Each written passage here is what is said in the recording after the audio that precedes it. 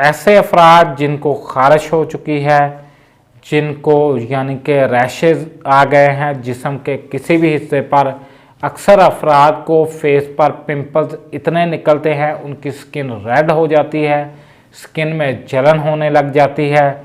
और अक्सर अफराद ऐसे होते हैं जिनके अंडर पार्ट्स पर जलन होने लग जाती हैं, वहाँ पर रैशेज बन जाते हैं। और ख़ारिश में भी इसका मौसर इलाज करती है जी। ख़ारिश में अगर आपकी स्किन रेड हो जाती है, ये उसको भी ठीक करती है। आप लोग अगर इसका इस्तेमाल करेंगे, आपको 5 घंटे के बाद रिलीफ आने का पता लग जाएगा। इसका नाम है बेटासिन एन क्रीम। इसमें पाया गया है बेटा मैथासोन नेमोसाइन। इस प्रोडक्ट्स को डिफ मार्ट वालों ने बनाया है। आप लोग गौर से देखिए, इसका तरीका इस्तेमाल भी बताऊंगा।